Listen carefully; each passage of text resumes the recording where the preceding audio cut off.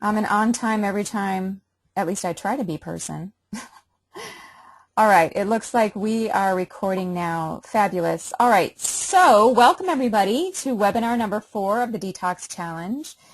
I cannot believe that we are in the home stretch. We literally have 1 week less. You know, our day has already gone a bit, so we have less than 1 week to be on this elimination diet and really go through the process. So please, if you can, muster up all of your energy and your willpower, everything you have to really make it through this last week, which can be very tender.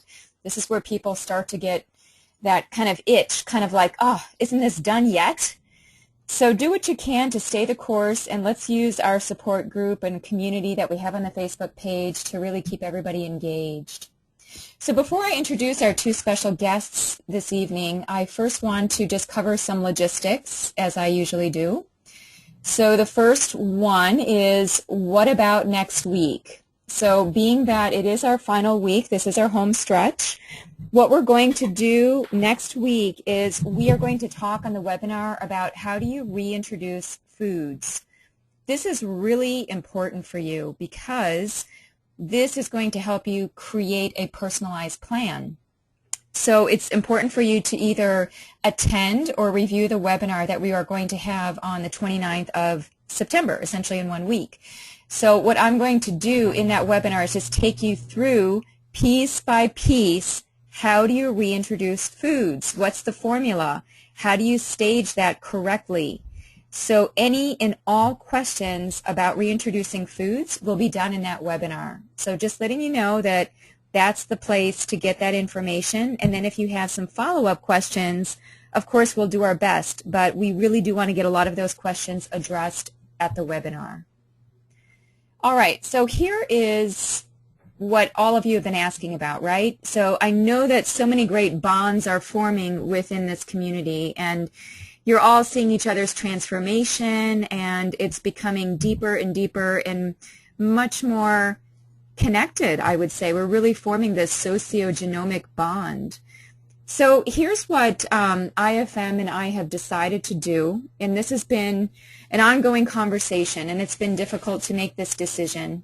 But essentially what we are going to do is we're going to take you through a gift of 1 extra week of being on the Facebook page with you as you go through your reintroductions of food, so that we can help you with that and help you navigate, because reintroductions of food can take a while. That could take weeks. So we want you to have a good understanding of how to do it in that first week, and then after that you're on your own.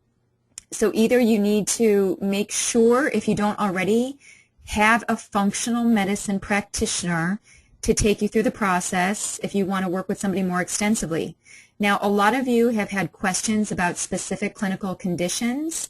So maybe you've got IBS, you're curious about FODMAPs, or you want to go deeper. The way to do that is with a functional medicine practitioner. So don't forget to go to the IFM website, functionalmedicine.org, put in your zip code, find a practitioner, and really this is the best time, if you haven't done it already, to get on board with that. Otherwise, you can do this yourself. It just requires, again, making sure that you understand how to do this accurately. And if you've got other health conditions, I think it is good to pull in a functional medicine practitioner to help you along the way, especially if you want to get additional labs, testing. There's so much that can be done within the functional medicine arena. So this is really just the tip of the iceberg. So here's the takeaway. Make sure that you download everything that you want from the Facebook page by noon Eastern Standard Time on October 6th. So let me just say that again. Anything that you want to download from the Facebook page, because we will be taking off all the audios, all of the recipes, all of the emails, and basically all of the files, that content will be removed on October 6th at 12 noon Eastern Standard Time. We will change the name of the group to Detox Challenge Ongoing Support Group. Now, please note that it was never our intent to really take this longer than the duration that we stated. So there's not going to be hosts from IFM like we've been having. I'm not going to be as active on the page but at least there will be this forum so that all of you can have some dialogue together. And I know, again, that, you know, you form these kind of virtual friendships, but I just want to be straight with you that we're not going to be able to, you know, essentially be there, answer all your questions. So again, number one, have a functional medicine practitioner that you see. And number two, just use the Facebook page just for light conversation. It's not meant to be diagnostic or therapeutic in the ways that we've been kind of going about it for these past weeks.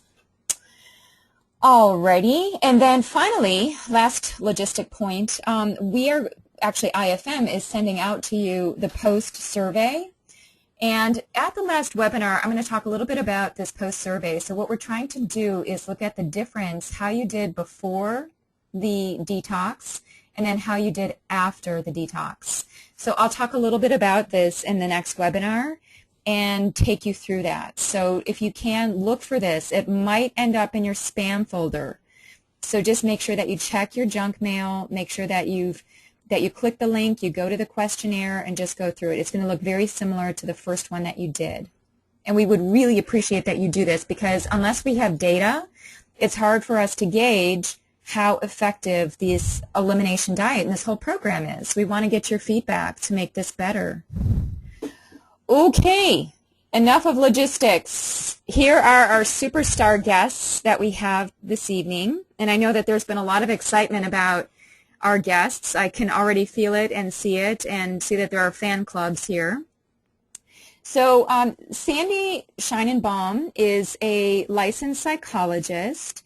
She has done a lot with the Institute for Functional Medicine. She's an IFM certified practitioner. She has over 35 years of experience combining mind-body medicine and cognitive behavioral therapy.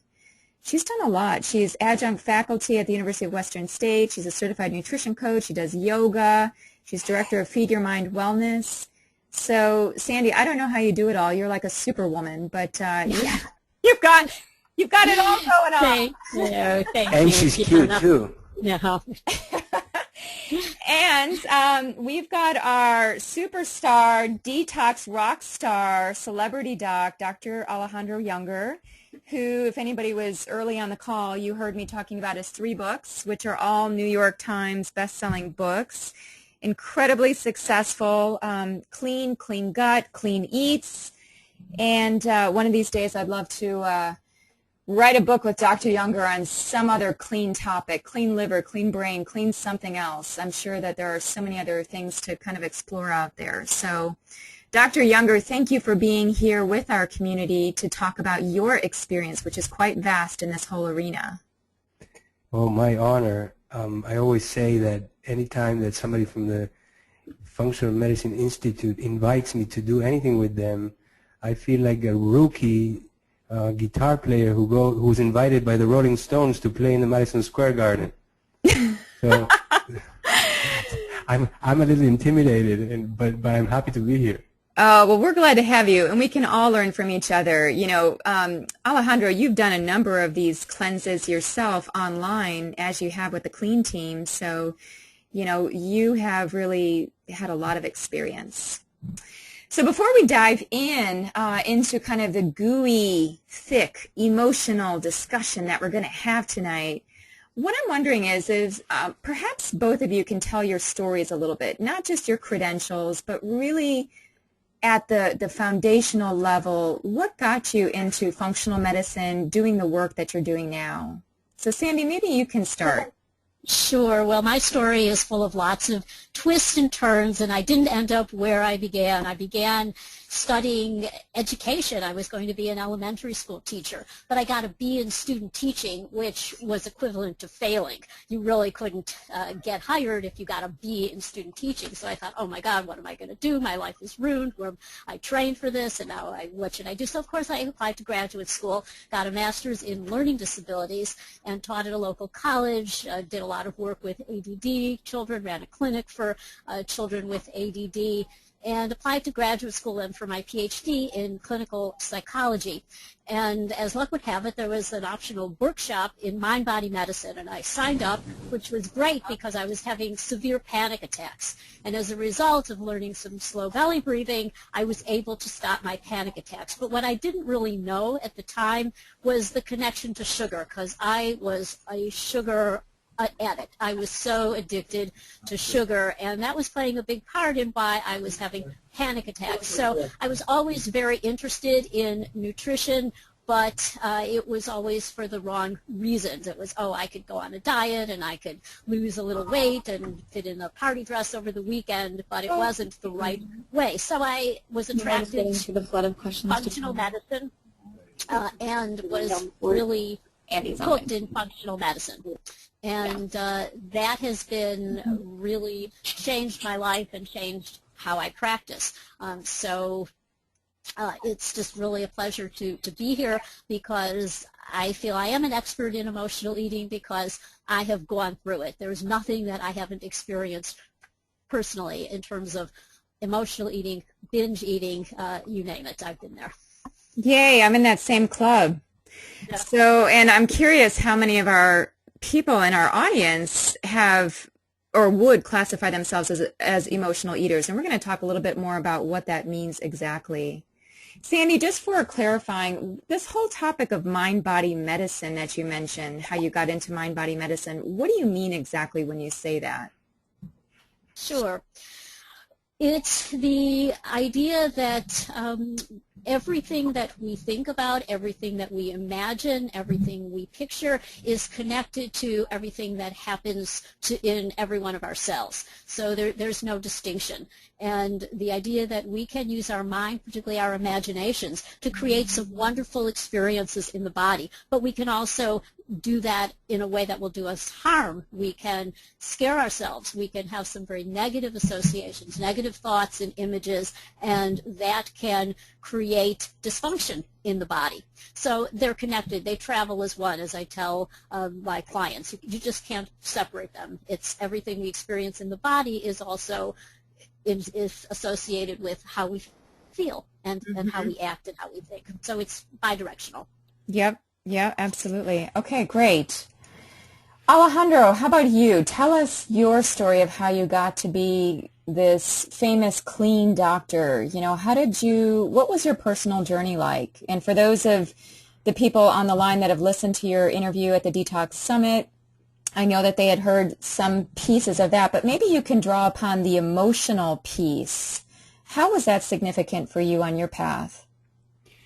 I was born in Uruguay in South America, and all my childhood I lived there, and then I went to medical school there, and life there was very healthy by default. We didn't have any supermarkets. We used to buy our foods in the local farmers market, and there wasn't such thing as organic or non-organic because we basically didn't have any chemicals to add to our foods anyways.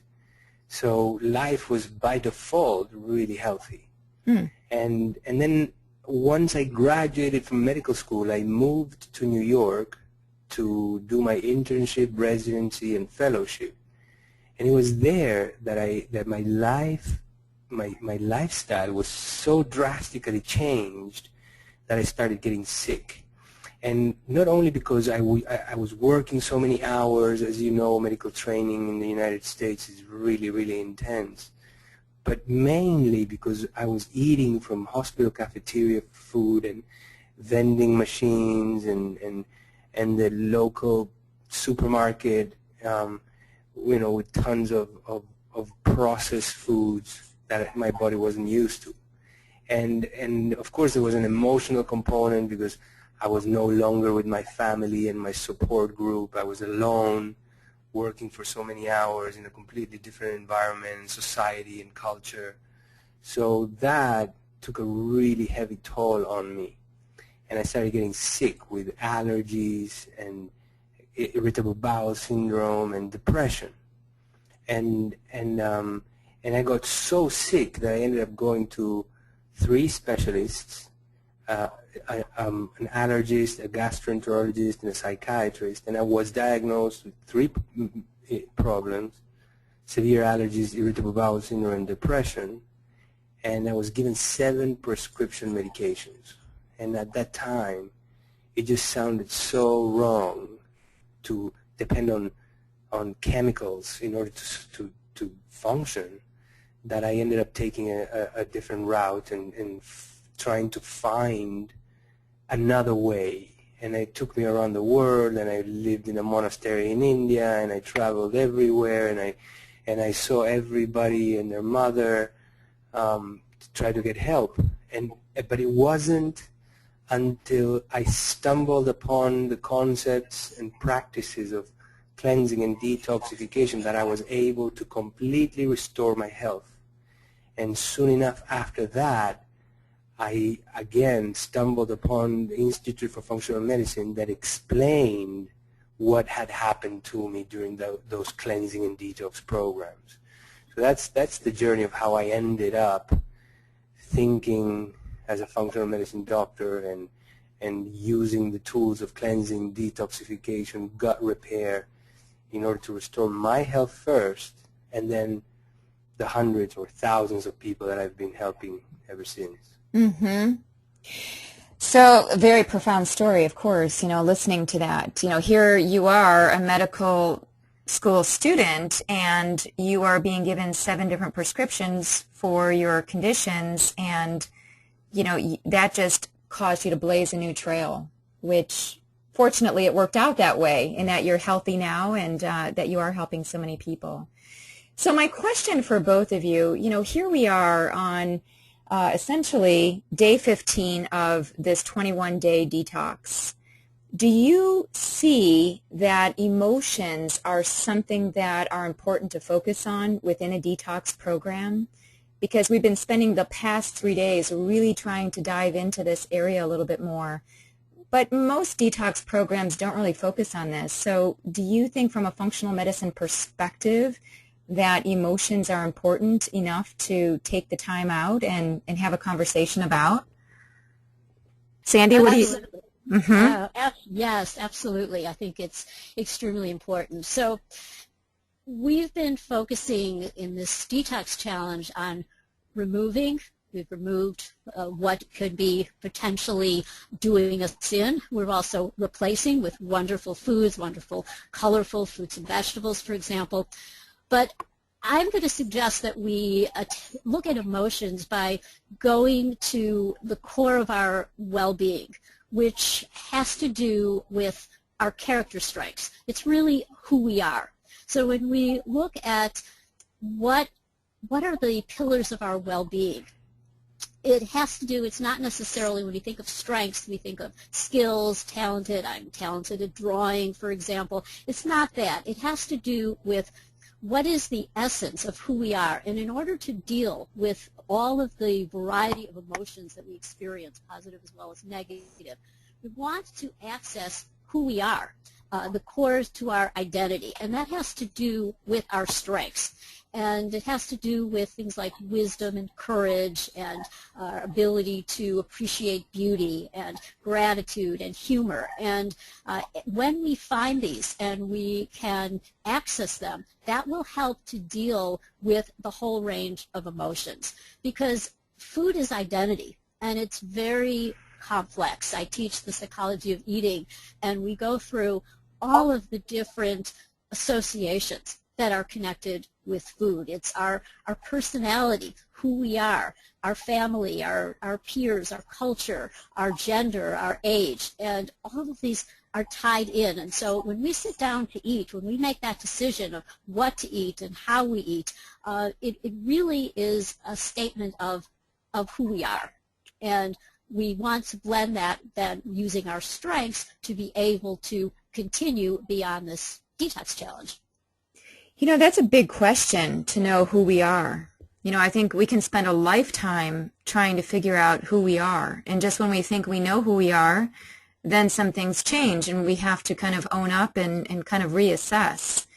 Are there some tools, Sandy, that you would recommend for people to really be on the pulse of gauging, you know, what are their strengths, what are their weaknesses, what are their opportunities, if you will, or Yes. how do they assess their values and make just some headway on this? Absolutely. So what I'm referring to is what we call positive psychology. This is a movement out of clinical psychology because the field has really traditionally been about fixing what's broken. We have a diagnostic and statistical manual, and are you depressed, are you manic depressive, are you anxiety ridden, and those are labels. This is the opposite. This is nurturing our goodness.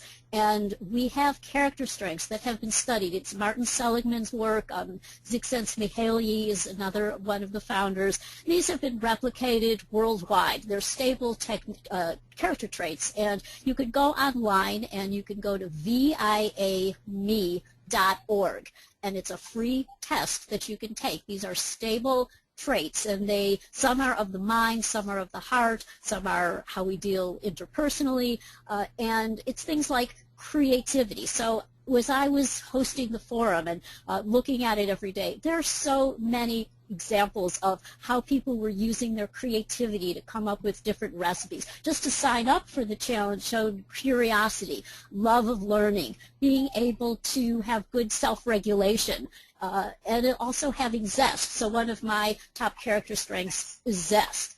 And that is a way I get really excited and energized. So we all have these traits, we all have these strengths, and when we start thinking in this way, then that will help us to deal with challenges. One of the ways that I work with people is I have them journal, and every day start the day with, how will I use my strengths today?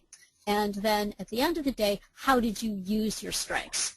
And this is just a very different perspective because it gets us out of things I need to fix, things I need to change. It's really fine. It's like Dorothy in The Wizard of Oz and the other characters in The Wizard of Oz. You had it all along. You just have to bring it forth and let it shine. So Sandy, we had a question from somebody in the audience about the website. So is it V as in Victor, IAME.org? No, it's viame.org. Okay, viame.org. So there you go. Okay, so, you know, I have a question though, you know, and I'm pretty familiar with this whole arena of positive psychology and focusing on strengths, but what does that mean about our challenges? Do we just kind of let them go by the wayside? Do we ignore them? Do we just turn a blind eye, or, you know, do we only focus on our strengths? What about the other sides of us? Do we not give those sides attention, or do we only do that through the strengths? We do it through the strengths, but it's really accepting it all. So it's not, this is not happyology. This is not ignoring what's realistic. Yeah. It's building upon what is good, and then in terms of who you are. And those, as you acknowledge these strengths, you use them to deal with whatever adversity comes up. And as John Kabat-Zinn titled one of his books, The Full Catastrophe Living, it means you accept it all. To quote from a chorus line, the sweetness and the sorrow. It's, you accept that, and you accept that within yourself. You're going to have days when you're angry, when you're jealous, when you're feeling resentful, when you're feeling deprived. But that's where also the cognitive psychology piece comes in, and through cognitive behavior therapy, you recognize what you would call this irrational thinking. Are you catastrophizing? Are you overgeneralizing? Are you dwelling on the negative and disqualifying the positive? Are you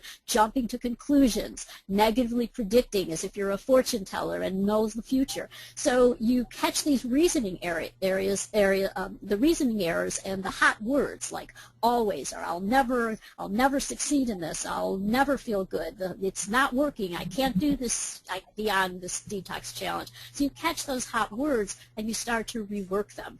And that's how you deal with more of the negative. So what you just described there, it's almost to me like a mental gymnastic. It's a combination between our emotions and how our emotions interface with the mind. I think I read somewhere that the average emotion comes up for like 90 to 120 seconds, but it's our mental pattern around those emotions that keep them like live wires within us. So it's almost like what you're describing. It sounds like we have to examine our way of thinking about situations, and then that can really change our feeling. But correct me if I'm wrong. Yes. Oh, absolutely. Albert Ellis talks about the ABC of emotion. So something happens. We take an extra piece of something. We eat more than we wanted to. And then we feel bad. We feel depressed. We feel angry at ourselves. But there's something that intervenes, and that's the B. The B part of it in the middle is our self-talk, like, oh, I screwed up again. Oh, I have no willpower. I'll never change. I'll never do this to make myself feel better. So you catch that self-talk, and then you rework it. And you rework it by first observing, like you're a scientist doing an experiment, and you say, that's interesting that I had that thought. How is that thought helping me? Is this really serving me? And then you catch that reasoning area. You catch the air, and you rework it so that it becomes something that is more reasonable. And when you do that, that creates a different emotional response. Very nice. Thank you. So many great theorists and ideas and tools and tips out there. It's really phenomenal. So Alejandro, I have a question for you. As I'm listening to Sandy speak, and she's mentioning anger a couple of times, and I'm just wondering, I noticed that some people on our Facebook page had talked about being angry about not having caffeine, or being at a party or a social gathering and not being able to have and partake with everybody else. What are some of the emotions that you've seen patients go through when they go through a cleanse? Are there certain ones that come up more than others? Not really. There's as many different patterns or combinations of emotions that come up as people doing detox. In general terms, what after guiding hundreds, if not thousands of people through detox programs, what I find really useful is that I tell people that they probably don't know what hunger actually is.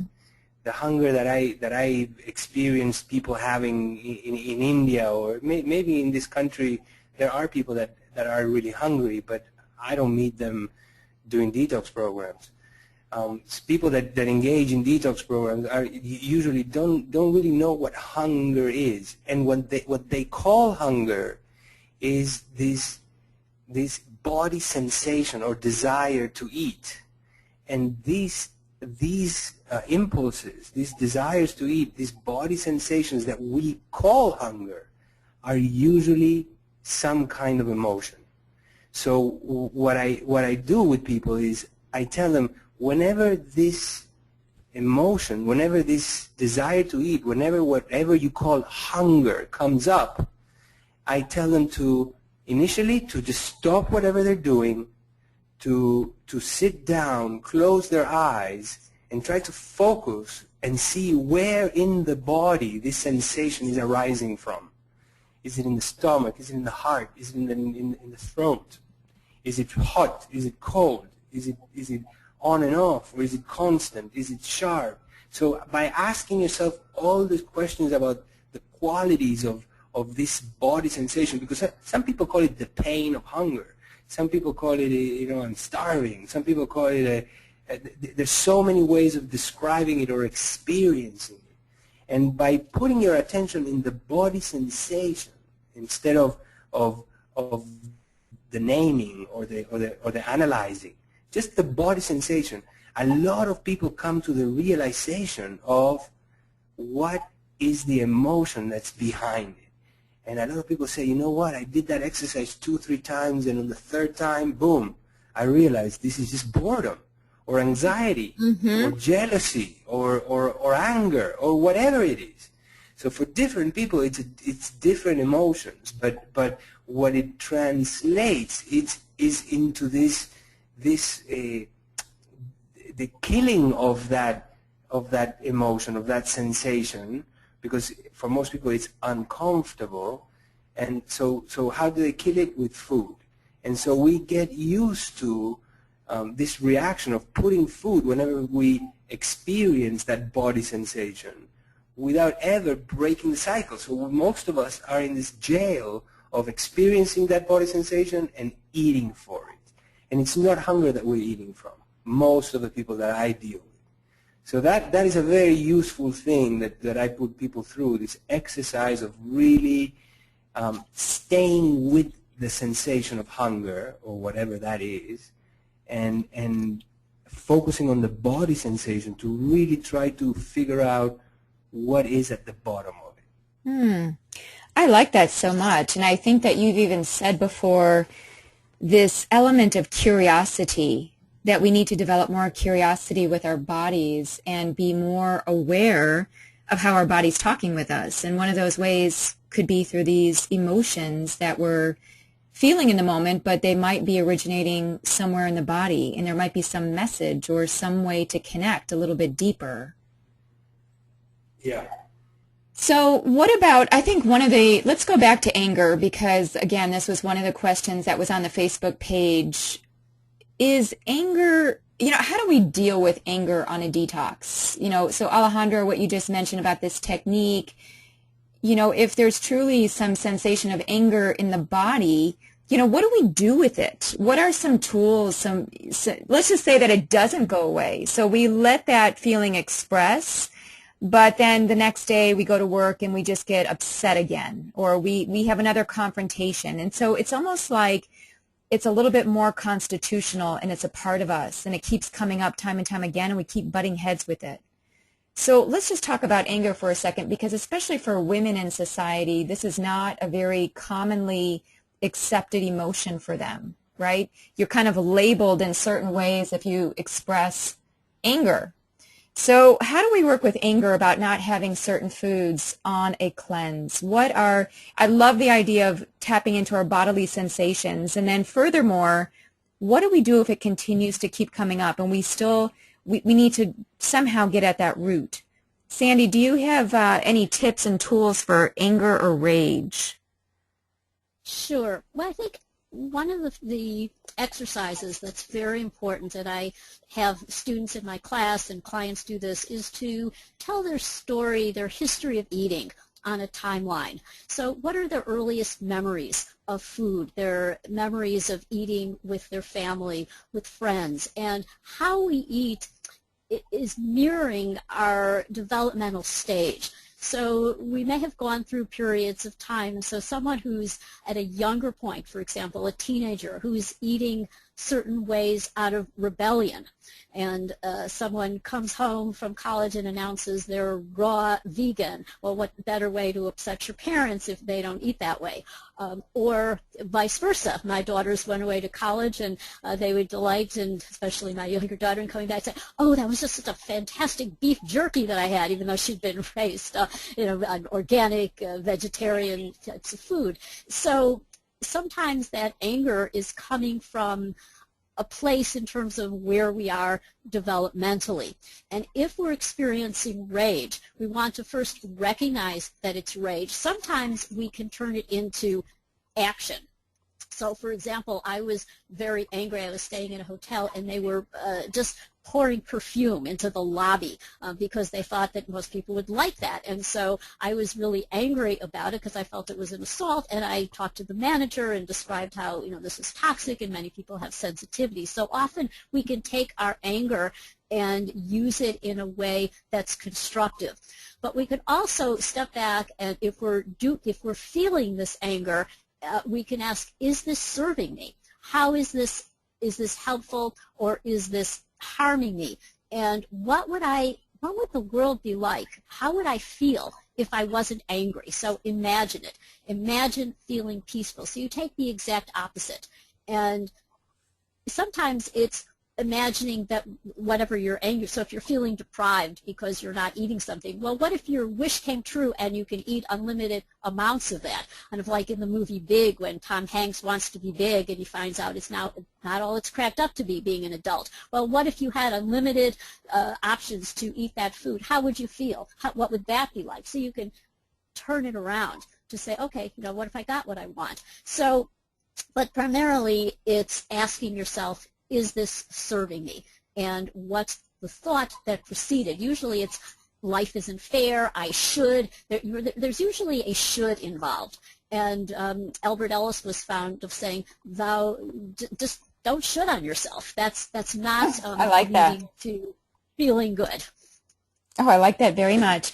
Well, you're alluding to what traditional Chinese medicine talks about with relationship to the different organs, right? So the liver is all about action and is associated with that emotion of anger.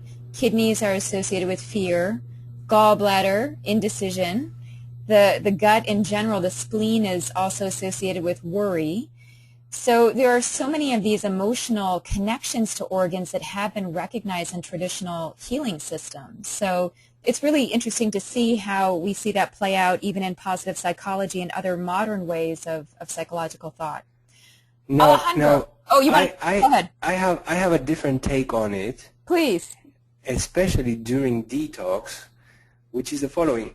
During detox, we are detoxifying not only the chemicals, the toxic chemicals that we are exposed to, and the fat and the mucus that the body generates in order to defend itself from these toxic chemicals, but we're also detoxifying from toxic emotions and toxic thoughts and even toxic situations and relationships.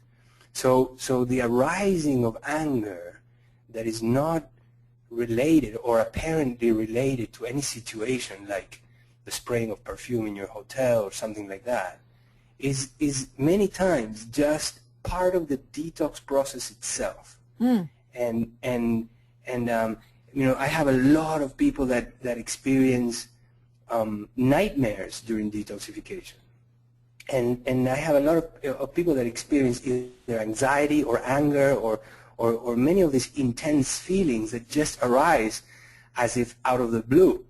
And what I tell these people is just to sit with it and actually fully feel them and fully experience them. And then usually what happens is they just disappear. They just get released. They just get exhausted or detoxified, as it were.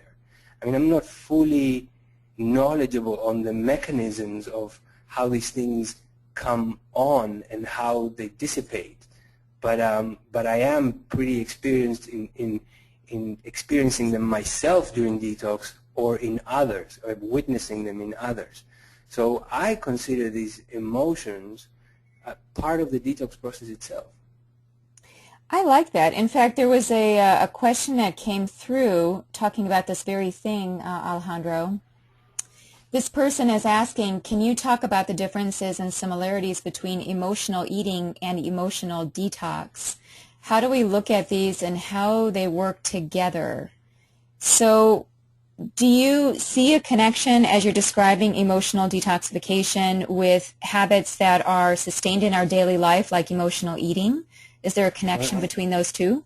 Yeah, absolutely. The thing is this, I spoke about before of how we don't really know what hunger is, and most of us has some emotion at the bottom of this impulse to eat, right? Now, during detox, most of us are not eating exactly the foods that we crave when these things happen, which is, sugar, fatty foods, salty foods, all the crap that we consume. So then that allows these emotions to actually show up even more strongly. So they're part of the same thing. And it's just that during detox, it's like putting a magnifying glass on them, and it's a great opportunity to confront them and really learn about them. Yes, absolutely. In fact, I just have to show you both. I'm not sure if you're aware of this, but within our tracking journal, we have the participants track their emotions. So for every day, they have this checklist that they can just go through and then just check off everything, all different types of emotions, and then they can journal below within their journal. Yeah, that's actually really good. It's a great way of helping yourself become more aware of these things. Yeah. It's a great way of defining what you're feeling, recognizing it. I tell people that feelings are like the Chicago weather. I know you're also from Chicago, Deanna, and you just wait, and the next day you wait a few hours, and it's over. It changes. Yeah. And I also think this having something to say to yourself like, I am nourished enough, because often we don't recognize the cues to why we're eating and how we're eating, how quickly we're eating. When we're detoxing, we're also dealing with addictive behaviors. I was physically addicted to sugar, so I would binge eat. It was nothing for me to take. I used to like Sara Lee frozen brownies. I would eat it right from the freezer. It didn't matter, frozen. And then I would eat till I was stuffed and throw it away. But a few hours later, I'd be digging through the garbage to see, what wasn't littered with garbage I could still eat. So that was a physical addiction. It was not just my emotions, but my body was physically craving those foods. And I think some of those feelings of anger will come up in a detox because we're dealing with our physical addictions. Yes, very well said. One of the other things that I want to talk about as I look at these emotions on here is and I'd like Alejandro to comment on this, because I just talked about women and anger, and I think that the emotion for men that might be difficult is sadness and grief. Not crying in public. And although I was just in Brazil, and I have to say that the men, and they're touching each other's shoulders, hugging each other on the street, and there's just so much of a different emotional climate in South America. And Alejandro, I'm sure that you can speak to that. It's so different than in the States. Here men have to be a certain way. They've got to portray themselves as really strong. And goodness, you better not cry as a man. But isn't there a therapeutic benefit to crying? Talk a little bit about that and men, just in general. What have you observed between South America here and just men in general? What do they struggle with emotionally? Yeah, it's true that in South America people are more open with their emotions, but it's also true that wherever you go, you're going to find like-minded and like people like you. So if you come and hang out with me in Los Angeles, and when we go around and visit my friends, we all hug each other and we talk about our emotions. That's true. Just as if we were South American. But yeah, in general, you're right. There is that difference, and I'm sure there is a therapeutic benefit to crying, which I haven't really tapped into because I haven't cried for so long. I do have that problem, if you will, myself. But yes, listen, we all know that after a good cry, sometimes you feel incredibly well. And what's really neat, just on crying, there are actually scientific papers showing that we release inflammatory cytokines in our tears. In other words, it's actually an anti-inflammatory action and thing that we can do for ourselves just to cry. So it's not. I think it could be a really good thing, and sometimes we get mixed messages in society like, oh, cry baby, or, stop crying, put on your strong face, or boys don't cry. Yeah, boys don't cry. Exactly. Yeah. So there's also so many messages around gender and eating. So, for example, there was a book in the 70s, Real Men Don't Eat Quiche. You can imagine John Wayne ordering a salad. And to this day, men observe those. I was at a dinner and someone got a salad and it was very dainty looking, and his girlfriend said to him, oh, do you feel emasculated eating that? So if you look at restaurants that appeal to men, they're dark and they're steakhouses, and women have salads at their luncheons. So sometimes there's a lot of barriers to overcome. And people, when they describe men, they say, oh, he's a meat and potato kind of guy. Yeah. Yes. Exactly. Isn't that interesting? So this is, I don't know if both of you are seeing this, but this is a feeling wheel, and this is something that I put on the Facebook page for those of you who are on the line and you haven't seen this yet. Definitely look at the Facebook page. So this is one way that we can get in touch with our feelings. We can define them.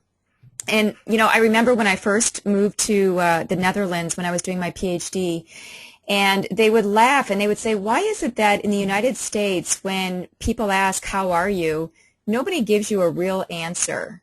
they always say, oh, fine, okay, and they just keep moving on. So there's really no authentic expression of our emotions, and I think that we lack a language around emotions. And so the science shows that one of the ways that we can help ourselves emotionally is to define what we feel either in the moment or after the moment. You know, what was that feeling that came up? So what do you both think about this feeling wheel? Any ideas here? It's so beautiful. I'm crying. I love it. I love it, and I love how it's goes into just the whole range, because sometimes we get beyond happy, sad, lonely, and we can't think of any others. I also like to point out that there's really nothing good that comes from embarrassment or shame, and those are feelings when you're experiencing them to kind of go, it's usually what if, and then to put a so in front of it. So what? What if this happens and I embarrass myself? Or we often think of this in terms of our children, that they will embarrass us. And if this detox, as we're going through it and as we're transitioning, we're not in a vacuum, so we're with other people who are not on the same page. And so sometimes feeling embarrassed, feeling shamed, feeling that can come up. But I like to have people put a so in front of those what if feelings, and also, again, going back to our strengths. So if you're feeling, for example, inadequate, well, what about a time when you felt the opposite of that? And what was that like? How can you use your courage to get through that feeling? And so those will get you through it, having gratitude, having hope, and humor, often turning these negatives into something that you can laugh about can be very, very helpful, and laughter's the best medicine. You know, I like that you mentioned laughter, because it makes me think of just even changing our physiognomy, our face shape, by smiling can send certain physiological cues. There's a lot more research coming out on that now about how we hold our body language, and how that can translate into physiology versus just waiting for our biochemistry to happen. We can actually be proactive. You know, the power pose, sitting there with legs spread, feet on the ground, shoulders back, just breathing in can increase testosterone and reduce cortisol. So I like faking it until you become it, right? Yes. Absolutely. Did you watch that? Yeah. I tell especially women, bosoms up, the famous line from the musical The Music Man, bosoms up, and that just gets you in that power position with a straight spine and strongly rooted. Hey, I like that. I hadn't thought about that way to say it. That's great. So there is this whole idea of emotion. If we break apart that word, we look at E for energy and motion. And Alejandro, before we got on the call, I was listening to your kids in the background, and I think that, you know, if you think of how a child expresses emotions, they can go from one moment stomping their feet, yelling and screaming no, and then the next moment they're all peaceful and loving, and then they're saying how much they love you. So maybe emotions are meant to be just running through us, kind of like this conduit, rather than being held within, right? Because that's where we get things like, you know, whether it's IBS, irritable bowel syndrome, or issues with inflammation. So these emotions need to flow, right? Well, the thing is, you know, we are, I think, in our society are so not knowledgeable about the physiology of emotions and what this means, you know. But I'm an avid reader of everything that has to do with the teachings of a spiritual teacher called Gurdjieff, and how he divides these subjects, and how he talks about reactive emotion or creative emotion, and how you know, when you become fully conscious, when you become fully awake, then you tap into a much higher center of emotions, which actually are the emotions that create, that are conscious emotions. But for most of us, we just live in a reactive world, and we just experiencing the reactions of things present and past, and we're triggered by smells and sights and sounds and situations, and yeah, for most of us, emotions are like a river that's completely wild and unpredictable. Yeah, I like that analogy. And I like the idea of making the distinction between being an unruly child stomping their feet, being reactive, and using emotion consciously and creatively. You know, if we think of art, an artistic expression, or playing guitar, playing a musical instrument, or singing, you know, allowing that emotion to come through in different ways that are creative and conscious. Sandy, anything on that for you? Yeah, that brings up going back to why we eat and all the emotions associated with it. And one nice way of looking at this relates to, is it hedonism? Are we eating for pure pleasure? And there are people who are not going to change because they're not interested. They're just interested in something tasting good and feeling good in the moment. So that's that momentary pleasure. And then the other extreme would be nutritionism, where you're eating for health. It's truly food as medicine to its extreme. The third would be spiritualism. There are people who eat because of concerns about morality, sustainability. They go on fast for spiritual reasons. So this ties in with, it can change over the lifespan. So when we're younger, we tend to be more hedonistic about our eating, in our college days, for example, but it can carry over as well. So ideally, we want to have a blending, but I think where a lot of those strong emotions comes up is where they're competing. So our hedonistic urges, we want it because it's going to taste good. That's conflicting with what we know in terms of our nutritionism.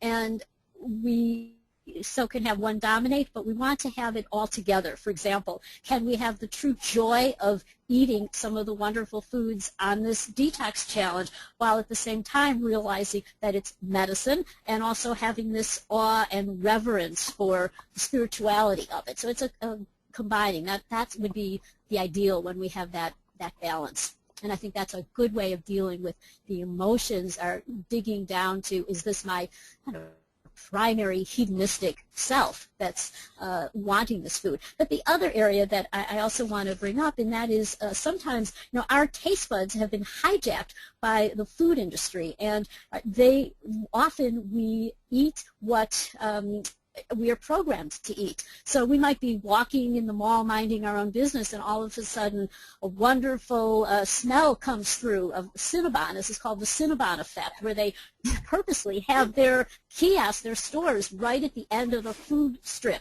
so that that odor will just spread out, and all of a sudden, we weren't thinking about eating, but all of a sudden, oh, I want a Cinnabon. So these are forces that affect our emotions, affect our desire to eat, that we have no conscious awareness of. I love that you mentioned that example, because Dr. Mark Hyman at the last IFM meeting talked about his Cinnabon experience late at night in the airport and how it just overtook him. And yeah, this whole element of the hedonistic view.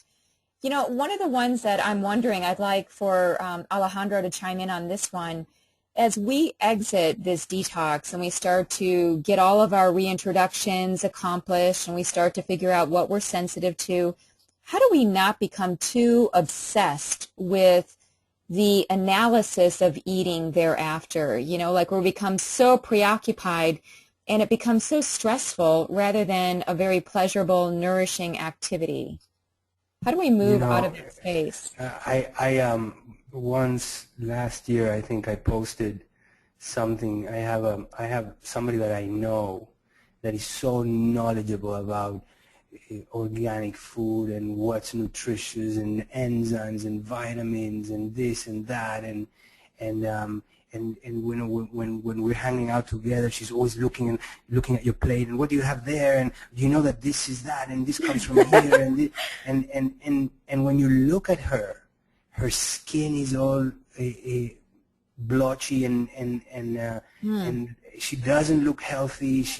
And she probably eats the best of anybody I know. But her mind is torturing her with all the the dangers of where this comes from, and the soil in this place is like this, and so I think that some people can be actually healthier eating just McDonald's and garbage, and just being happy and at peace than eating all these beautiful organic foods and being obsessed and totally crazy about it. So it is a balance, and you have to do the best that you can, and whatever you can't, know that it's a learning curve, and just commit to the idea that you're going to be learning and you're going to be improving as time goes by. I like that, because the power of the mind is tremendous, and we are seeing that even in studies, even with people with arthritis, that there's a huge placebo effect. Like 40 to 60% of pain can be controlled with the mind, or has some mind component to it. So I like what you said, that we have to put together good food together with a good mind, and then we have the most optimal effect. If we have good food with bad thoughts, we're just tearing ourselves down. We're not giving ourselves the full potential of that nourishing meal.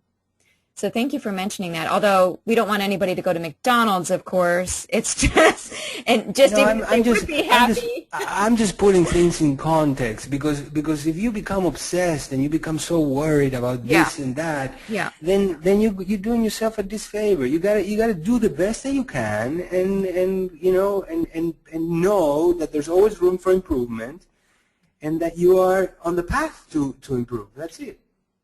Absolutely. I agree 100%. And I was so guilty of that, especially with my daughters when they were younger. We'd go out to a restaurant and think, Mom, don't say anything. I know what you're thinking. I didn't even have to say anything. They could tell by my expression that I would be very negative about what they might order. So the power of imperfection. We cannot do this 100% perfectly.